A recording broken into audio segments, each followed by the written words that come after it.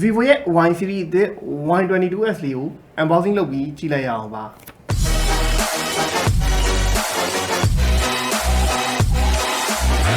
Y22S Snapdragong 680 battery 5000 mAh 18W quick charging 50 megapixel dual camera ရဲ့ RAM 128GB version နဲ့လာပါတယ်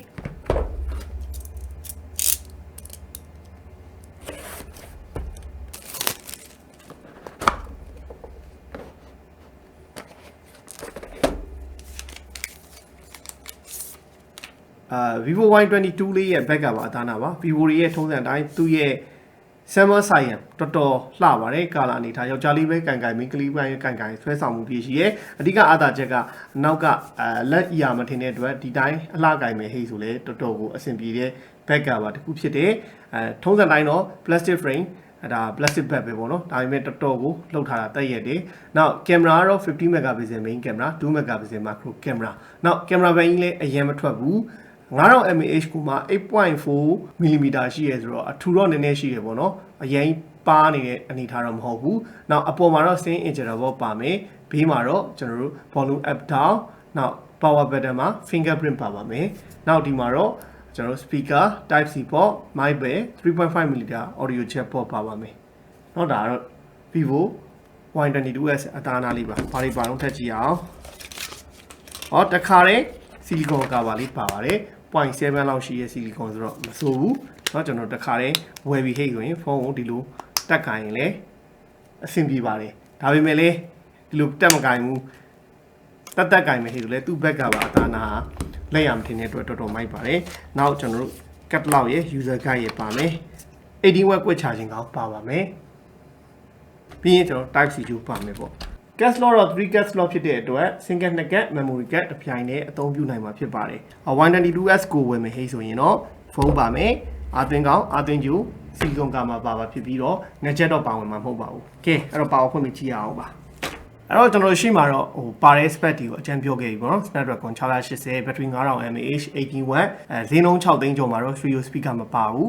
Y series ရဲ့ထုံးစံအတိုင်း notch ပါတဲ့ 6.55 inch ရှိတဲ့ IPS LCD display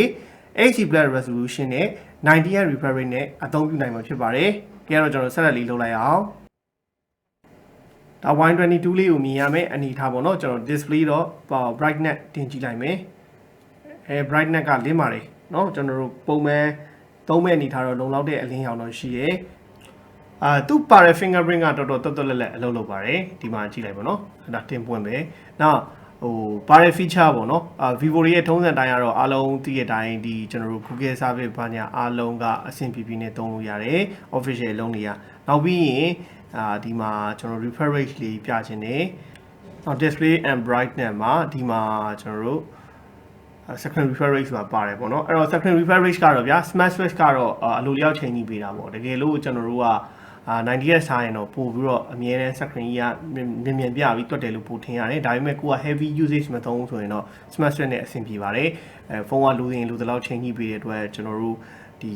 power စားသုံးမှုကိုလည်းတက်တာစီပေါ့နော် battery ကုန်တာတက်တာမယ်နောက်ဒီ system ထဲမှာတစ်ချက်အပေါက်ဖုန်းမှာပြမယ်ပေါ့နော်ပြရရှိတာဒီ Snapdragon 680နဲ့လာတဲ့ RAM 6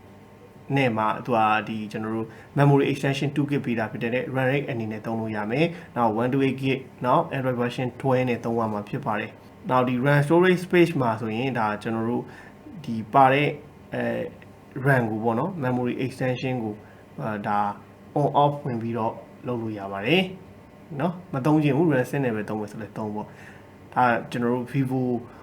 Y22S လေးပါအဲ့တော့ဒါထဲမှာကျွန်တော်ပါတဲ့ကင်မရာပေါ့နော်ကင်မရာမှာပါတဲ့ feature လေးတွေနည်းနည်းပြချင်တာရှိပါတယ်အဲ့တော့ကင်မရာမှာအရင်ဆုံးမိုးမှာနှိပ်လိုက်ပေါ့နော်မိုးမှာနှိပ်လိုက်ရင်တော့ဒီကျွန်တော်တို့50 megapixel ရိုက်မယ်ဆိုတော့50 megapixel နဲ့ရိုက်ပါဒီတိုင်းပုံမှန် photo ရိုက်ရင်တော့50 megapixel မဟုတ်ဘူးပေါ့သူကအဲ့ဒါဆိုရင် 12.25 megapixel နဲ့ပဲရိုက်တာဖြစ်ပါတယ်နောက် panorama မှုပါမယ် live photo နောက် slow motion ရိုက်လို့ရလဲမိုက်တယ်နောက် time lapse ပါမယ် pro မှုပါတဲ့အတွက်ကတော့ကင်မရာမှာပါတဲ့ feature တွေကိုနားလည်တဲ့ဟိဆိုရင်ပို့ပြီးတော့ရိုက်တာအဆင်ပြေမယ် depth exposure ကတော့ပုံရိပ်တွေကိုပို့ပြီးတော့မိုက်ရိုက်ချင်တဲ့ဟိဆိုရင် depth exposure feature လေးသုံးပြီးတော့ဒီလိုရိုက်လို့ရတယ်ပေါ့နော်ဒါဆိုရင်တော့ဒါဒီ band ပုံမှာထည့်ပြီးတော့သူကရိုက်တာပေါ့နော် depth exposure မှာ ဘယ်ပန်းပုံရှိရဲနောက်ဒီဟွာတွေရှိရဲပေါ့overlay အနေနဲ့ရိုက်တာထားပါအဲ့ဒါကတော့ကိုယ့်အနေနဲ့ကိုမှစမ်းကြည့်လိုက်ကြပါတော့ကျွန်တော်ဒီမှာတော့မစမ်းပြလိုက်တော့ဘူးအဲ့တော့ကျွန်တော်တို့က video မှာကြည့်အောင် video မှာဆိုရင်တော့သူက Full HD 13fps ရမယ် 720p နဲ့ရိုက်မယ်ဟေးဆိုရင်တော့ 16fps ရမယ်ပေါ့ဒါကတော့ Snapdragon 680မှာကြုံတွေ့နေကြအတိုင်းပါပဲနောက်ဒီ selfie camera ဆိုရင်လည်း Full HD 13fps ထိရပါမယ်တခုကောင်းတာကတော့သူကကျွန်တော် selfie ရိုက်မယ်ပါမယ် photo တွေရိုက်မယ်ဟေးဆိုရင် auto focus အနေနဲ့ဒီမျက်နှာကြီးကို focus လိုက်ဖြတ်ပြီးတယ်အဆင်ပြေတယ်မှာဆိုမှသူပေါ့နော်ဒီ vivo ဒီကောင်လေးနဲ့ရိုက်လို့ပို့ပြီးတော့ပုံကိုမျက်နှာကိုတခါလေး auto ချောထွက်ချင်တဲ့ဟေးဆိုပေါ်ထွက်မှုတွေမှာတိတိတတ်ချောတယ်ပေါ့နော်အဲ့တော့ဒီမှာကြည့်လိုက်ပေါ့နော်ဒါကျွန်တော် portrait photo เนาะအဲ့တော့ photo မှာရိုက်တဲ့မှာကမျက်နှာရဲ့ detail တွေပိုပါပြီးတော့ဒီ portrait နဲ့ရိုက်တဲ့ဟိဆိုတော့သူ့ရဲ့ဒီ image processing ကိုတခါလဲလူမျက်နှာကိုချိုးစီတယ်ပေါ့နော်အဲ့တော့ shake camera မှာဆိုလဲအတူတူပဲပေါ့နော်ပါဝင်တဲ့8 megapixel selfie camera မှာပဲဗျာကျွန်တော်ဒီမှာ style တွေရှိတယ်ဒါကတော့ vivo ကိုင်နေကြလူတွေဆိုရင်တော့သိမှာပေါ့နော်ဒီ style တွေကြိုက်တဲ့ style တွေထည့်ပြီးတော့ရိုက်လို့ရတယ်နောက်ပြီးရင်ကျွန်တော်တို့ဒီဘက်မှာဘိုးကက် effect ကိုကျွန်တော်တို့စိတ်ကြိုက်ပေါ့နော်ရှေ့ချီနာဝါရိုက်တဲ့အနေထားမှာဘယ်လောက်ထားချင်တော့စိတ်ကြိုက်ထားပြီးတော့ကျွန်တော်တို့ရိုက်လို့ရတယ်ပေါ့နော်အဲ့တော့အဲ့ဒီ aperture ကိုစိတ်ကြိုက်ကစားပြီးရိုက်လို့ရင်တော့ပို့ပြီးတော့ရှေ့ချီနာဝါရမယ်နောက်ဒီ skin tone တွေပြင်လို့ရတယ်နောက် aperture ကတော့ internet connection ချိတ်ထားမှာပေါ့ထားပါအဲ့တော့ရပါပြီအဲ့တော့ vivo ကိုင်နေကြလူဆိုတော့သိပါတယ်နောက် main camera ပေါ့နော် main camera ကပုံမှန် photo ရှိမယ်နောက်ကျွန်တော်ခုနပြခဲ့တဲ့50 megapixel ရှိရင်50 megapixel နဲ့ရိုက်ပေါ့ဒီဒေးရတာတော်တော်ကွာတယ်ဗျကျွန်တော်စမ်းထားတဲ့ပုံလေးပြီးရင်ပြမယ်ပေါ့ဒါသူ့ရဲ့ normal ကျွန်တော် photo မှုနဲ့ရိုက်မယ်ပေါ့နော်ဒါကျွန်တော် normal photo နဲ့ရိုက်မယ်အဲ့ပုံကိုပဲကျွန်တော်50 megapixel နဲ့ရိုက်မယ်ပေါ့နော်ပြီးရင်အဲ့ပုံကိုကြည့်ပေါ့နော်တိတိသားသားဆိုရင်ဒါဆိုကျွန်တော်ပထမပုံက50 megapixel နဲ့ရိုက်ထားရပေါ့နော်ဒါလောက်အနေထားဒီကိုဒါ pixel တွေကကောင်းရတယ်ပုံမှန်30 megapixel နဲ့ဆိုရင်ဒီလောက်မှန်တာအနေထားဒီတက်ကိုကျွန်တော်တို့ဆွဲချဲလို့မရတော့ဘူးအဲ့တော့သူ့ရဲ့50 megapixel ကဒီဒေးကျွန်တော်တို့တော်တော်ရတယ်လို့ပြောလို့ရတယ်ဒီမဲ့ဆိုလဲကျွန်တော်ပြပေးမယ်เนาะကျွန်တော်ရိုက်လာတဲ့ပုံတွေရှိတယ်ဒီနေ့ကတော့ကျွန်တော်အောက်ဆင်းပြီးတော့နည်းနည်းကလိလာတဲ့ပုံရိပ်အချို့ပြပေးမယ်ပေါ့เนาะအဲ့တော့ဒီမှာပြမယ်ဗျမြင်တာအောင်ပြရင်ဒါကသူ့ဒါ normal ကျွန်တော်တို့ photo 12 megapixel နဲ့ရိုက်တာဒါ9မှုနဲ့ရိုက်တာ9မှုနဲ့ရိုက်တဲ့အချိန်မှာတော့ကျွန်တော် detail နည်းနည်းလေးရတာနည်းလို့ခံစားရတယ်ဒါပေမဲ့သူ50 megapixel နဲ့ရိုက်တဲ့ဟာမှာတော့လုံးဝဒီ detail တွေကောင်းရတာကိုကျွန်တော်တို့တွေ့ရပါတယ်အဲ့တော့သူ50 megapixel က detail ကောင်းရတယ်လို့ပြောလို့ရတယ်နောက်ဒါကျွန်တော်သမီးလေးကိုဆန်းရလိုက်တာဒါ portrait ဒီနဲ့ရိုက်လာပါတော့သူ portrait ရိုက်နိုင်ရင်ကလေးမျက်နှာလေးသိတာတယ် portrait မှုကိုထားဓာတ်ပုံရိုက်ပြီးဟေးဆိုရင်မျက်နှာတွေကဒီကလေးကိုပဲ auto ချောတာပေါ့နော်ပြင်မှာရှိတာတဲ့ပို့ပြီးတော့ဒီမျက်နှာကိုချောအောင်image processing လုပ်လိုက်တာနောက်ဒီပုံမှာဆိုရင်လည်းကျွန်တော်တို့သိတာလေးဒါကရိုးရိုး photo နဲ့ရိုက်လိုက်တာဗျာဒါ photo မှာရိုက်ထားတဲ့ပုံ portrait ထားပြီးတော့ရိုက်လိုက်ပြီးဟေးဆိုရင်ဒီလိုကလေးမျက်နှာကိုချောပြတာပေါ့နော်အဲ့တော့ကျွန်တော်တို့တွေကမျက်နှာမှာအဖုအပိတ်နေရှိနေတယ်ဟလာတောင်ဆိုရင်ဒီကင်မရာနဲ့က portrait မှုမှာထားပြီးရိုက်လိုက် auto ပြင်ပေးတယ်ပေါ့နော်အဲ့ဒါပါပဲကင်မရာအနေနဲ့ကဗျာအရင်ဟာကနေဟိနေဖြစ်နေအောင်မကောင်းဘူးဆိုပေမဲ့ဒီအပြင်မှာရိုက်လိုက်တဲ့အနေထားမှာပုံရိပ်အရည်သွေးတွေရတာဟာစိတ်ကြည်နဲ့ဆရာရကောင်းတဲ့ result တော့ရပါတယ်ပေါ့နော်သူ vivo ရဲ့ထုံးစံတိုင်းပေါ့ဗျာဒါကကျွန်တော်တို့ HDR backlight နဲ့ရိုက်တဲ့ပုံတွေပါအဲ့တော့ဒီလောက်ဆိုရင်တော့ကင်မရာမှာပါတဲ့ပုံရိပ်လေးတွေကိုအကျဉ်းမြင်တွေ့ကြရပြီဖြစ်ပါတယ်ဒါပေမဲ့တေချာစိတ်ကြိုက်ဆန်းတဲ့ဆန်းရရင်တော့ဒီတက်ပူကောင်းတဲ့ပုံရိပ်တွေလည်း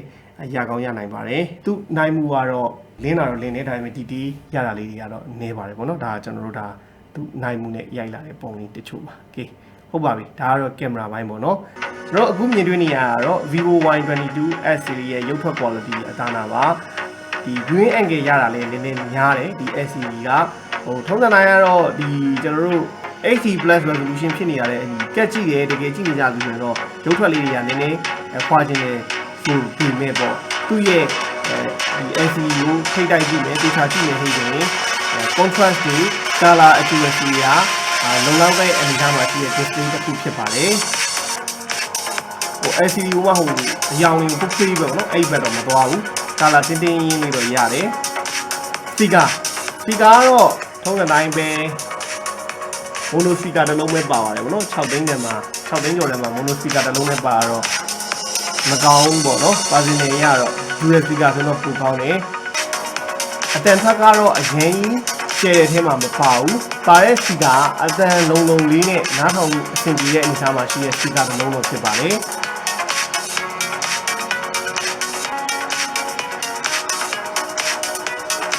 အဲ့တော့ကျွန်တော်တို့အခုမြင်တွေ့ခဲ့ရတာတော့ VIVO Y22S လေးရဲ့color ရုပ်ထွက်အသံတွေကိုမြင်တွေ့ခဲ့ရတာဖြစ်ပါတယ်အဲ့တော့ကျွန်တော်တို့ဒီ VIVO Y22S လေးကို unboxing လုပ်ပြီးတော့ကြည့်တဲ့အချိန်မှာအဓိကမြင်သာပြီးတော့ကောင်းတဲ့အချက်တွေကိုပြောရမယ်ဟိဆိုရင် design ပိုင်းအရင်မှတ်ပါတယ်သူ့ရဲ့ဒီ gradient နေပြေးထားတဲ့နောက်ဘက်ကပါအသားနာအရန်လာတဲ့ဒီ reflection ပြန်ပြီးတော့အရောင်လေးတွေပြောင်းသွားတယ်ဆိုတော့ cover ရဲ့ color design အရန်မိုက်တယ်လို့နောက်ဒီတိုင်းကင်မယ်ဟိဆိုရင်လက်ရမထင်တာဒါ Y22S ရဲ့အဓိကအားသာချက်နောက်ပါဝင်တဲ့ကင်မရာတွေက portrait မှုတွေပေါ့ရိုက်လိုက်ပြီးဟိဆိုရင်မျက်နှာမှာအခုရှိမရှိ makeup ပြင်ထားတာမပြင်ထားတာကိုယ့်ရဲ့မျက်နှာလေးကိုကြီးချောနဲ့ရိုက်ရှင်တယ်ဟိဆိုတော့တကယ်အလုပ်ဖြစ်တယ်နောက်8 megapixel selfie ကလည်းမဆိုးဘူးတော်တော်ကောင်းတဲ့ပုံရိပ်ကိုရတယ်ပိုချောရင်တော့ portrait မှုမှာထားပြီးရိုက်ပိုချောရမယ်နောက်50 megapixel ကင်မရာလည်းတီကောင်းကောင်းရတယ်ပါဝင်တဲ့ Snapdragong SoC ဒီ680ဟာဆိုရင်လေ daily usage မှာကောင်းကောင်းသုံးတာအသုံးပြုနိုင်တာဖြစ်တယ်လို့10 nanometer နဲ့တိစောက်ထားတာဖြစ်တဲ့အတွက်ကြောင့် battery စားသုံးမှုလည်းတက်တာပြီးတော့ battery ကြာခံနိုင်တယ်ဒါပေမဲ့ပေါ့နော်ပတ်ကြီးဆော့မဲ့သူမျိုးဆိုတော့ဒါမရွေးနေပေါ့နော်ဒါ mobile နည်းချမ်းဆော့မဲ့ဟေးဆို Snapdragon 680က okay တယ်အဆင်ပြေတယ် fast charging ပါတာကောင်းတယ်ဆိုပေမဲ့18 watt တဲ့ပိုများတဲ့ပမာဏတစ်ခုပါရင်တော့ဒီ6သိန်းကျော်ပုံမှာပို့ပြီးတော့မိုက်တယ်သဘောမကျဆုံးအချက်တစ်ခုပြောမှဆိုရင်တော့mono speaker ဖြစ်နေတာကတော့တိတ်ပြီးတော့မမှိုက်ဘူးပေါ့နော်ဒါ6သိန်းကျော်မှာဒါပေမဲ့ Vivo fan အနေနဲ့တော့ပြောစရာမရှိပါဘူး Y series တွေမှာ stereo speaker dual speaker မပါတာထုံးစံလို့ဖြစ်နေပါပြီအဲ့တော့ဘာပဲဖြစ်ဖြစ်ပါကျွန်တော်တို့အနေနဲ့ပြောချင်တာကတော့ Vivo fan တွေကဖုန်းသစ်ဝယ်မဲ့သူတွေနေရောဈေးကွက်ထဲမှာ Vivo ရဲ့နောက်ဆုံးထွက် Y22S လေးကိုဝယ်ယူရရှိနေနိုင်ပါပြီလို့ပြောရင်းနဲ့ဒီနေ့ unboxing ကိုဒီမှာနေအဆုံးသတ်ပါမယ်အားလုံးဘိုင်ဘိုင်ပါခင်ဗျာ